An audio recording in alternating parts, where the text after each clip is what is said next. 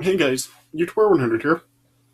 Alright, and yeah, luckily now I got the problem taken care of. Yeah, I told you in my last video that my laptop had broken down, and so I wasn't sure like how often I was going to be able to make videos without my laptop. But luckily, just a couple of days ago, my dad gave me his old laptop, and so yeah, I've got a laptop again now. And yeah, this laptop also does have like a video camera feature, so yeah, I'm using the camera for the laptop to actually record this video, and yeah, I'm hoping that this does look and sound okay for you guys then. So yeah, and I just feel like it'll probably be easier for me to like kind of just like upload record and upload videos through this laptop rather than doing it through my phone like I've done for like the last few years. So yeah, depending on how this video does turn out and how like it does look and sound to you guys, I'll probably now like have be like recording my videos with this camera now. All right. But anyway, so yeah, I got the problem fixed now. So yeah, I've got a laptop again. So yeah, now I can just like continue to do the videos. So yeah, I'm just glad that problem really didn't last very long. So yeah, but anyway, okay, so here I am now, and I figured in honor of SummerSlam this Sunday, I figured I would do the same thing this year that I did last year in honor of SummerSlam. You remember last year in honor of SummerSlam, I made a retro review for both old Bash at the Beach show and a retro SummerSlam show, and so I figured I'm going to do that again this year. I'm going to make retro reviews again for an old Bash at the Beach show and an old SummerSlam show. So yeah, that's what I'm going to be doing for my next two videos. I'm going to be making a retro Bash at the Beach review and a retro SummerSlam review. Right, and in this video, I'm going to be reviewing a retro Bash at the Beach pay-per-view, and here I'm going to make and this is going to be a review for Bash at the Beach 1994. So, yeah, this pay-per-view, I'd say this was a pretty good pay-per-view. I mean, yeah, this pay-per-view, this was before the whole Monday Night War period, the Monday Night War era, so between WCW and WWF. So, yeah, at this time, I wouldn't really say that the WCW and the WWF really were like actual competitors at the time. This was before like there was like really any war between them.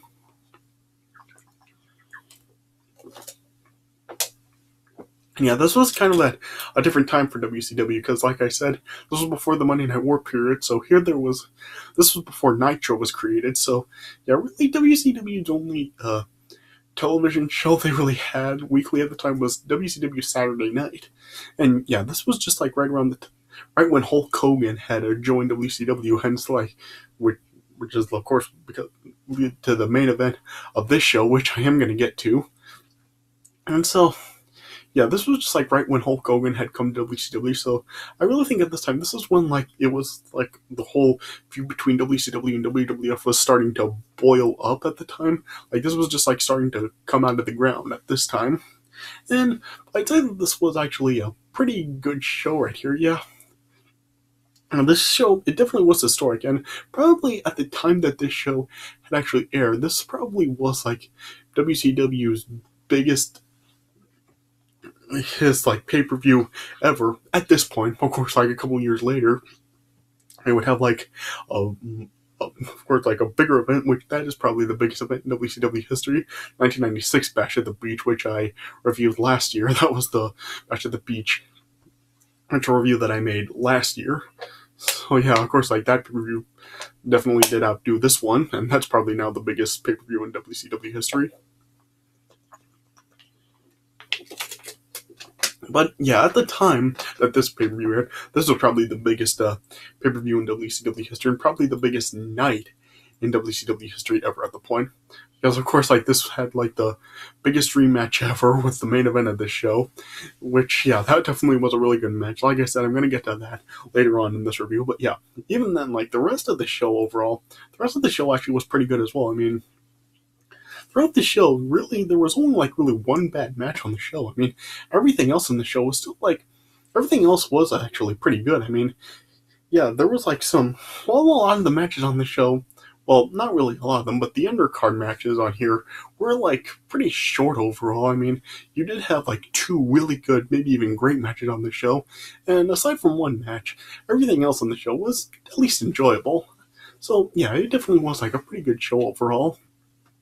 Oh, and yeah, it really is just like it is an entertaining show to watch. I mean, I definitely got plenty of enjoyment out of this. So yeah, it's probably not really like when it comes to like the greatest pay-per-views ever, this one probably isn't one people would really talk about. But yeah, if you're looking for like a show that really you'll be entertained through for pretty much the entire thing, it is definitely worth a watch. Like, you'll definitely get a lot of enjoyment out of this pay-per-view. So if you haven't seen the show before, I would recommend going to the WWE Network and watching this. I mean, I'd say this pay-per-view definitely is worth a watch. And yeah, like I said, I was just like, yeah, it really was historic for WCW at the time, and yeah, it just really was an enjoyable show through pretty much the entire thing, with just like really one bad match on here, but everything else was at least decent.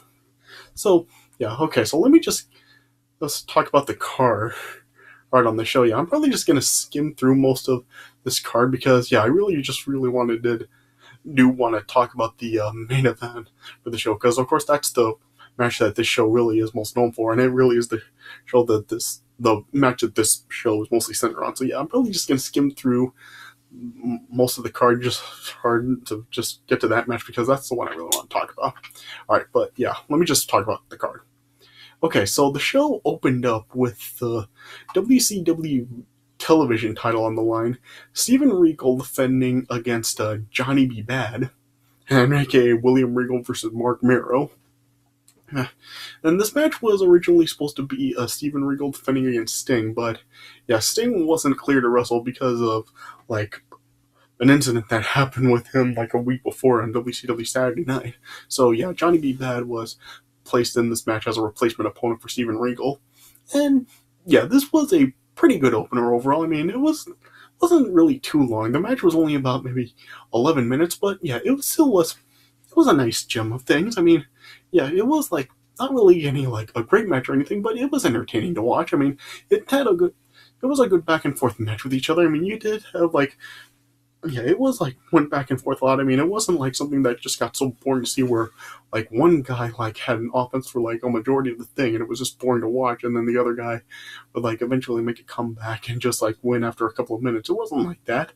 I mean, yeah, it was like an enjoyable match. I mean, of course, like this probably isn't like the time William Regal really is like known for. I mean, yeah, his WCW days really probably are not going to be like the times in his career people are going to talk about, but yeah, he was still like decent enough to watch in WCW at this time. And yeah, this was a pretty good match overall. And in the end, Steven Regal ended up winning and retaining the title with a little bit of help from his manager, Sir William. So, yeah, Steven Regal ended up like getting the win in this match, and so yeah, it was a pretty good match overall. I would give it probably about 3.25.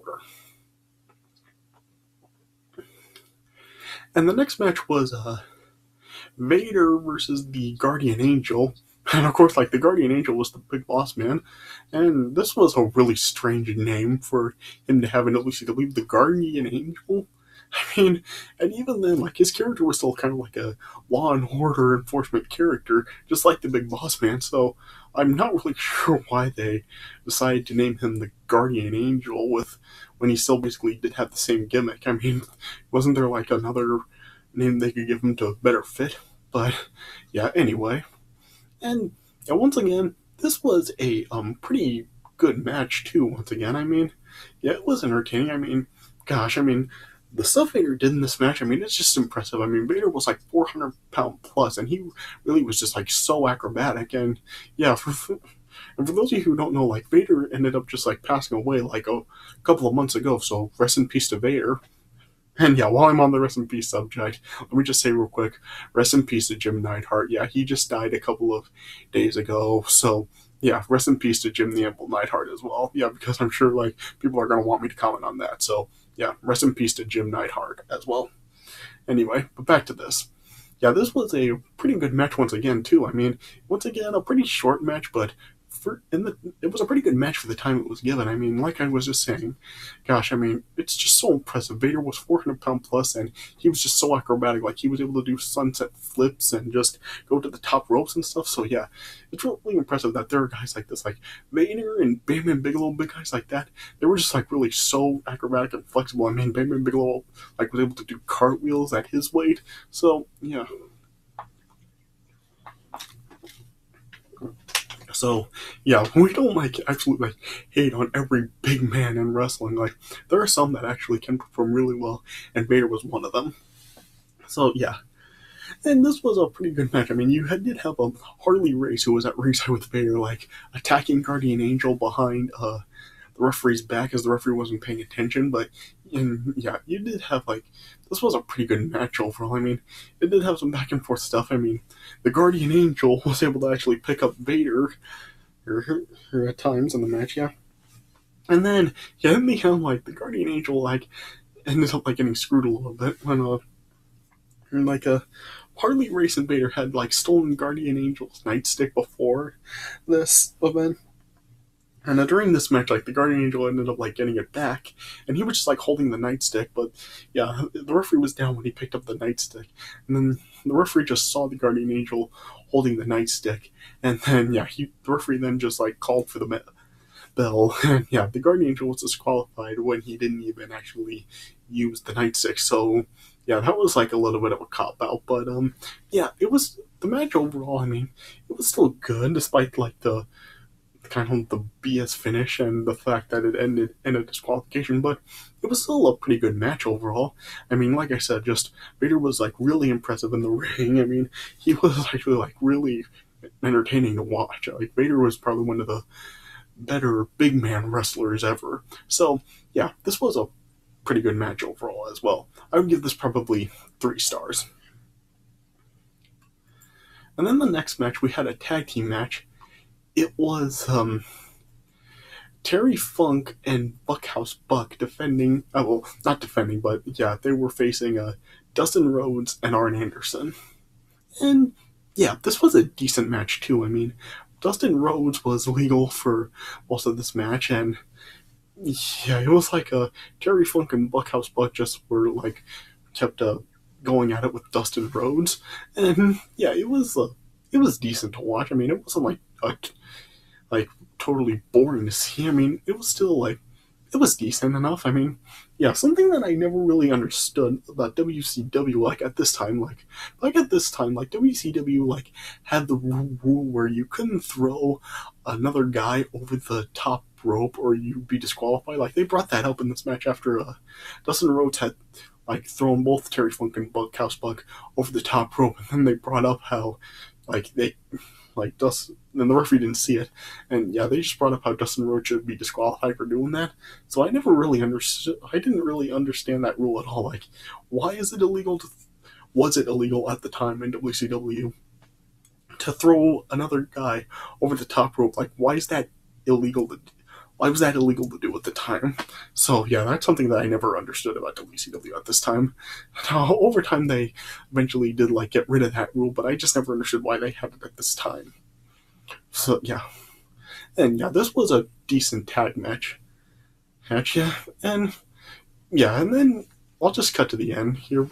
At the end, like Dustin Rhodes ended up like tagging in Arn Anderson, but right after Arn Anderson got tagged in, then like he just ended up of like turning on Dustin Rhodes, and then he just hit a DDT on Dustin Rhodes, and then yeah, Terry Funk then like pinned Dustin Rhodes, and Terry Funk and Bunkhouse Buck got the win. And then yeah, after this, like they all then just like triple teamed on Dustin Rhodes and just laid him out. So yeah, I guess like this is just 4 horseman tactics with Arn Anderson turning on his partner. So yeah. So yeah, it was a decent match, I would say. I would give it probably about 2.5 stars. And then the next match of the night was the match of the night right here. This was just like a really awesome match. You had the WCW US title on the line. It was stunning Steve Austin defending against Ricky the Dragon Steamboat. And Well, I mean, let me just start by saying this. If you want a different side of Stone Cold than like how he was in the Attitude Era, if you want to see like a more technical wrestling side of Stone Cold, watch him during this time. Watch him back when he was in the WCW, because prior to like his neck injury, he could really like do some awesome technical wrestling, and this match shows it. I mean, just yeah, it just seems like we're just watching like two different people when you like look at him in his WCW days as opposed to like the Attitude Era days. It just seems like you're watching two different people. Yeah. And this was a really awesome match. I mean, you had some like really great back and forth action between the two of them. I mean, yeah, you had like a lot of near falls in the match, and it just like had some great back and forth stuff. And this would actually be Ricky Steamboat's final pay-per-view one-on-one match for like 15 years. Like the next time he had a one-on-one match on pay-per-view was at Backlash 2009, and the match he had against Chris Jericho. So yeah, Ricky Steamboat did not compete in another one-on-one match on pay-per-view for 15 years after this match. Yeah, because of course, like I'm sure a lot of you know, like Ricky Steamboat ended up like suffering a back injury, and I think this match may have actually been the match where he did suffer the injury. So yeah, I think like this was kind of like around the end of like Ricky Steamboat's career. So yeah, it sucks that happened, since like Ricky Steamboat was like such a phenomenal talent. Really, I mean, like going to the match that he had with Macho Man Randy Savage at WrestleMania 3, and then like this match, and just yeah, Ricky Steamboat really was just an awesome athlete, and it even showed like even when he did compete in 2009, like his performance in the match at WrestleMania 25 and even at Backlash 2009. Yeah, Ricky Steamboat really was a phenomenal talent even at an old age. So yeah, and like I said, this just shows like prior to Austin's neck injury, he really was a great technical wrestler.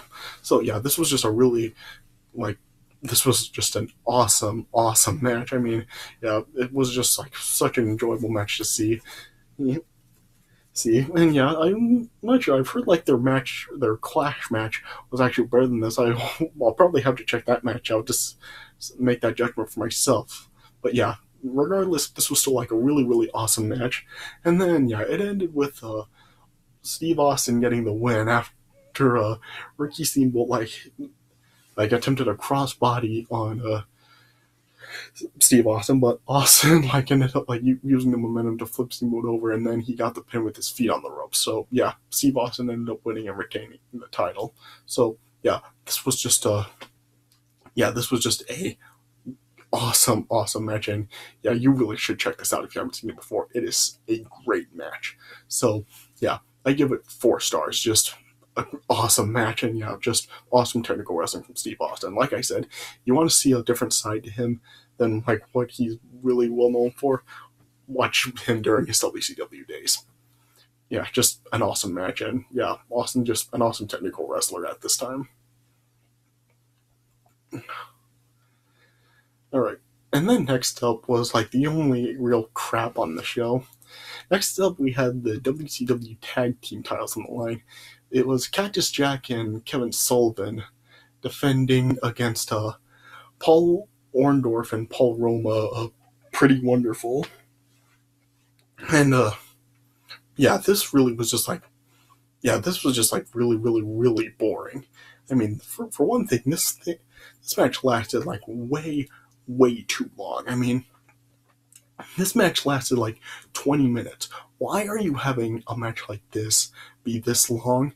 I mean, seriously, it was just like really boring and stuff. And really, I do not remember really anything from this match. I mean, it is just so unmemorable, and I just really don't know why they had to go on this long if they were going to have it be this boring. I mean, couldn't you have had this match go on like less than 10 minutes? I mean, if it was just like a 5-minute match, it probably would have like suited it a lot better, and there wouldn't be like really a whole lot to really complain about. But yeah, this match it was boring, and I do not remember a thing about it. Yeah, just in the end, Pretty Wonderful got the win, and they won the tag team title. So yeah, boring match right there. I would give that probably like a 1.5 stars. Yeah. And then we got the main event for the WCW World Championship. Ric Flair defending against Hulk Hogan. And so yeah, this was their first ever matchup against each other. I mean, yeah, the WWF didn't go through with their original plan for WrestleMania 8 to have these two face off, but luckily WCW was able to sign Hulk Hogan, and they finally gave us this match. And yeah, this was just, I just have seen this match several times before, and I really loved this match. I mean, of course, at ringside, you had a sensuous Sherry in Ric Flair's corner, aka Sensational Sherry, and you had the mouth of the South, Jimmy Hart, in Hulk Hogan's corner, continuing to manage him just like he did, when Hulk Hogan ended up leaving the WWF the previous year. And you also had Shaquille O'Neal out at ringside as well, and Mr. T. So yeah, you just had all these people at ringside, and yeah, I just really did love this match. I mean, yeah, it was just it just had that great feel having they put it as the two greatest superstars in wrestling history facing off with each other. And yeah, it is Hulk Hogan and Ric Flair, just the two biggest wrestling legends ever.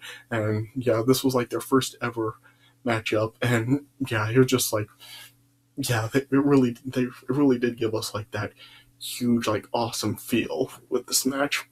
And yeah, I really did enjoy this match a lot. It was you had some stuff with Hulk Hogan mocking a Ric Flair early on. Yeah. And at times, a Ric Flair ended up running out of the ring and just standing behind Sherry.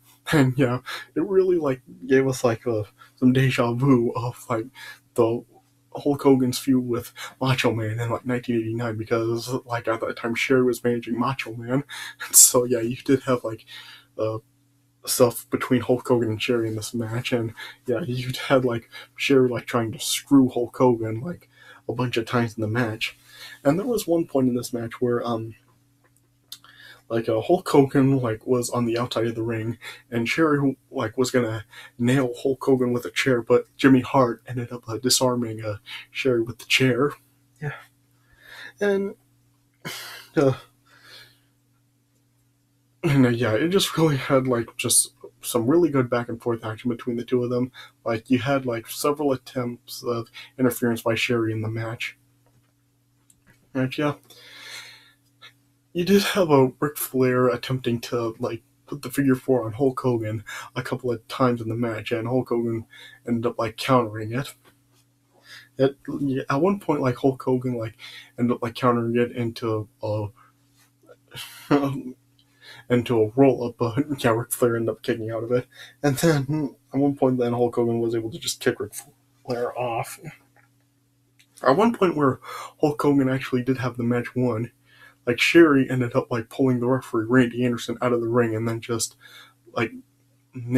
knocking him out. And then she also ended up nailing Jimmy Hart as well. Yeah. And then yeah, at one point Sherry was actually choking Hulk Hogan with her pantyhose and stuff. And so yeah, Sherry was basically just using a bunch of heel tactics to just try to help Ric Flair win. Yeah.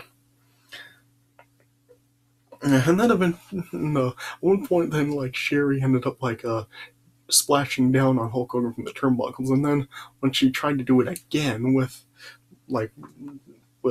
both Ric Flair and Sherry trying to jump on Hulk Hogan, Hulk Hogan moved out of the way from Sherry, and Sherry just ended up hitting the canvas, and then yeah, Hulk Hogan then just ended up beating up Sherry. So yeah, just it was the Randy Savage feud all over again with Hulk Hogan attacking Sherry.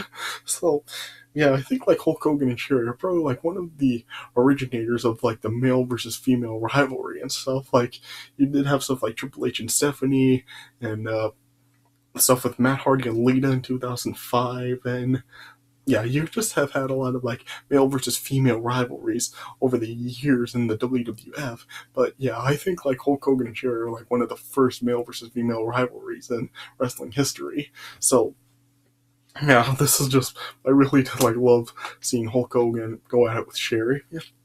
And then at one point, as Sherry was actually on the ring apron trying to help with Flair again, then like Mr. T was able to like get Sherry away from ringside, but she ended up like throwing Ric Flair. I think it was like brass knuckles or something, and then Ric Flair ended up nailing Hulk Hogan with the brass knuckles, and it looked like that might have been it, but Hulk Hogan ended up surviving, and then, yeah, Hulk Hogan then ended up hulking up, and, yeah, he gave Ric Flair the big boot and the leg drop, and then, yeah, Hulk Hogan got the win, and Hulk Hogan became the WCW World Heavyweight Champion, and, yeah, Hulk Hogan's in-ring debut in WCW.